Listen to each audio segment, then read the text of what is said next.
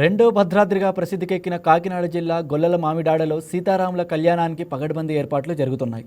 చలువ పందిళ్లతో నవమి ఏర్పాట్లు ప్రారంభించారు. 1889లో ఇక్కడ స్వామివారు స్వయంభూగా వెలిశారని స్థానికులు చెబుతారు. శ్రీ సీతామహాలక్ష్మి, శ్రీ రామచంద్రమూర్తి పేర్లతో కొలలను ప్రతిష్ఠించి పూజా కార్యక్రమాలను ప్రారంభించారు.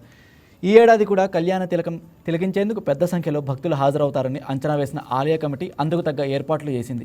ప్రభుత్వం తరపున జిల్లా కలెక్టర్, అనపర్తి ఎమ్మెల్యే నల్లమిల్లి రామకృష్ణారెడ్డి దంపతులు స్వామివారికి నూతన పట్టు వస్త్రాలు సమర్పించనున్నారు. ఇక్కడ స్వామివారికి సమర్పించిన తలంబరాలు తలపై చల్లుకుంటే తప్పక వివాహం జరుగుతుందని స్థానికుల విశ్వాసం. సంతానం లేని వారికి ఏడాదిలోపు సంతానం కలుగుతుందని స్థానికుల నమ్మకం. శ్రీ కోదండ రామచంద్రమూర్తి వారి దేవస్థానం గొల్లల మామిడాడ అనపర్తి నియోజకవర్గం అండి. ఇక్కడ స్వామివారిని 1889 సంవత్సరంలో స్వామివారిని కోలల ప్రతిష్ట ద్వారంపూడి సుబ్బిరెడ్డి, రామిరెడ్డి అని అన్నతమ్ములు దీనిని ప్రతిష్ఠించడం జరిగింది. క్షేత్ర మహిమ అంటే ఇక్కడ క్షేత్ర మహిమ అంటే ఏంటి?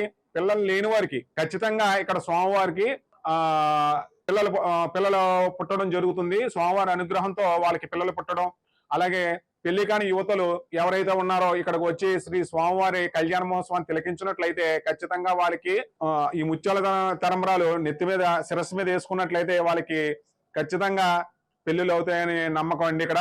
అలాగే ఆ పిల్లల్ని వచ్చి స్వామివారికి ఇక్కడ ఇచ్చి కొనుక్కుంటారండి ఇక్కడ విశిష్టతలో, ఈ క్షేత్ర మహిళలో. అలాగే ఇక్కడ మీకు స్వామివారి కళ్యాణం 27/3/2026 అనగా శుక్రవారం నాడు శ్రీ సీతారామ కళ్యాణ మహోత్సవానికి అన్ని ఏర్పాట్లు కూడా ఇక్కడ మేము చేయడం జరిగింది. అలాగే 26వ తారీఖు 26/3/2026 నుంచి కూడా ఇక్కడ ఏర్పాట్లు కూడా వచ్చిన భక్తులకి ఏటం కలగకుండా అన్ని ఏర్పాట్లు చేస్తున్నాం. అలాగే ఇక్కడ ధ్వజారోహణ చేస్తారండి. ముందుకంటే 26/3/2026 ధ్వజారోహణ, అగ్ని ప్రతిష్ఠ చేయడం జరుగుతుంది.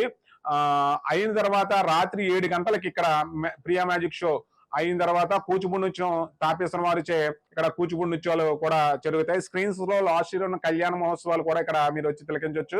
ఏఆర్సీ కళ్యాణ మండపంలో భోజనం ఏర్పాట్లు కూడా మేము 26 నుంచి కూడా ఇక్కడ చేయడం జరుగుతుంది. అలాగే మీకు ఇక్కడ ఏమిటంటే 27వ తారీఖు ఉదయం అంటే మీకు తెల్లవారుజాము 2 గంటలకే ఇక్కడ కేశకాండ చేయడం జరుగుతుంది. 2 గంటలకు అక్కడ కేశకాండం చేసుకున్న తర్వాత 3 గంటలకు ఇక్కడ దర్శన ఏర్పాట్లు కూడా ఇక్కడ దర్శనాలు, స్వామివారి దర్శనాలు ఉంటాయండి. దర్శనం అయిన తర్వాత మీకు స్వామివారిని తీసుకుని వెళ్ళి అక్కడ స్టేజ్ మీద మేము స్వామివారిని పెట్టడం జరుగుతుంది. అలాగే ఇక్కడ చాలా మంది వచ్చి ఇక్కడ స్వామివారిని దర్శించుకోవడం, వాళ్ళ ముత్యాల తరంబరాలను తీసుకుని వచ్చి వాళ్ళు ఇవ్వడం జరుగుతుంది. ఇక్కడ వచ్చిన భక్తులకి ఏ ఆటంకం కలగకుండా ముందుండి నడిపించడం జరుగుతుంది. ఇసునిగాళ్ళు కూడా ఇస్తున్నారు, అవి కూడా మేము చేయడం జరుగుతుంది. మీరు వచ్చిన భక్తులకు స్వామివారి తీర్థ ప్రసాదాలు తీసుకుని అలవలసిందిగా కోరుచున్నాం. ఈ మధ్యకాలంలోనే యావత్తు భారతదేశంలోనే 4వ స్థానాన్ని ఈ దేవాలయం కైవసం చేసుకున్నారు ఎత్తైన గోపురాలతో. అయితే ఇక్కడ ఒక భక్తుడి యొక్క స్వప్నాన్ని సాకారం చేసిన దేవాలయం.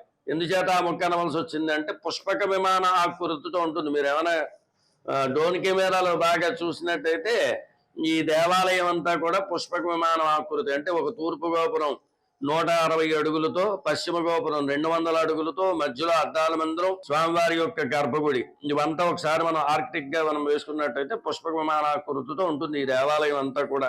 ఇక్కడ స్వామివారికి సంబంధించినంత వరకు శ్రీ పుష్పయాగం అంటే సంవత్సర కాలంలో కానీ నిత్యార్చన కార్యక్రమాల్లో కానీ ఏదైనా లోపాలు కానీ ఉన్నట్టయితే ఆ లోపాలన్నీ కూడా మాకు పక్కన పెట్టి నీ అనుగ్రహం పూర్తిగా మా అందరికీ భక్తులందరి మీద ఉండాలి, సర్వేజన సుఖనో భవంతును ఉండాలని కోరుకుంటూ శ్రీ పుష్పయాగం అని చెప్పి 12 కాలార్చన కార్యక్రమాన్ని పూర్తి చేసుకొని మనకి అది కూడా ఏమిటంటే సంహిత, శ్రీ విష్ణు పద్మ కపింజల సంహిత.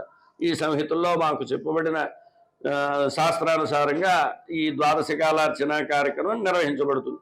అదే రోజున స్వామివారు సేద తీరుతారంటే బంగారం ఉయ్యాల్లో స్వామి పవళింపు సేవ జరుగుతుంది. అది కూడా విశేషంగా చూడవచ్చు. అలా చూసిన వాళ్ళు ఎవరైతే ఉన్నారో వాళ్ళకి ఖచ్చితంగా సంతాన యోగ్యత ఖచ్చితంగా వాళ్ళకి కలుగుతుందని మనకి ధర్మశాస్త్రం కూడా చెప్పబడి ఉన్నారు. ఇంకోటి